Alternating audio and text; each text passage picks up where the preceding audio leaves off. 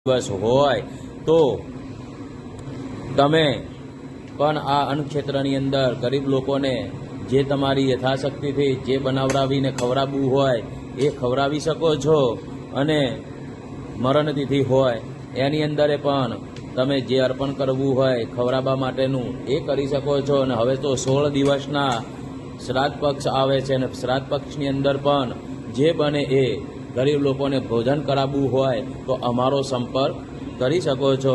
હર હર મહાદેવ, જય બિલેશ્વર મહાદેવ, જય મેલડીમાં.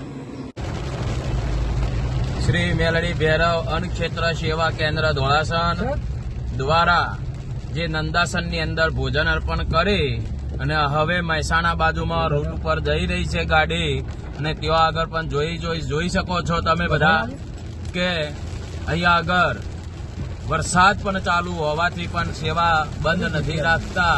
વરસાદની અંદર પણ અમે સેવાઓ અર્પણ કરીએ છીએ એ તમે બધા નિહાળી શકો છો, જોઈ શકો છો.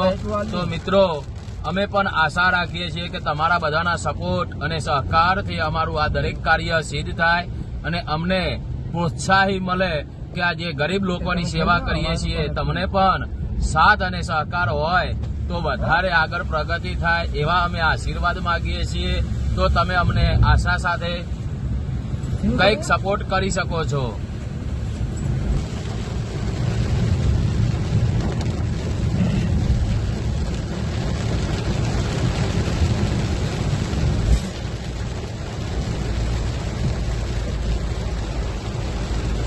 વરસાદની મોસમ હોવાથી પણ ગરીબ લોકોને ભોજન અર્પણ કરાવવા જઈ રહ્યા છીએ.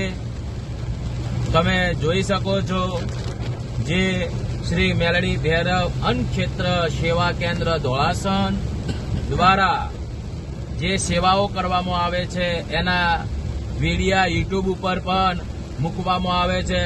તો દરેક મિત્રોને નમ્ર વિનંતી કે આ વિડીયાને જેટલો બને એટલો શેર કરો, આગળ વધારો કરો, જેથી કરીને આ વિડીયો જોઈ બીજા લોકો પણ આ શ્રી મેલડી ભૈરવ અન્નક્ષેત્રની અંદર જે યથાશક્તિ યથાયોગ્ય જે તે પણ એમને દાન કરવું હોય, પુણ્ય કરવું હોય એ નિમિત્તે એ કરી શકે. અને પણ બીજું અમે તમને કહીએ છીએ કે તમારા લગ્ન પ્રસંગ હોય, કોઈ પણ પ્રકારનો પ્રસંગ હોય, વધ્યું ઘટ્યું ભોજન હોય તો પણ અમારો સંપર્ક કરી શકો છો. જે તમારું ભોજન આવા ગરીબ લોકોની અંદર અમે પીરસી શકીએ, ભોજન કરાવી શકીએ, એનો પણ બગાડ ના થાય એ નિમિત્તે તમારો જે વધ્યું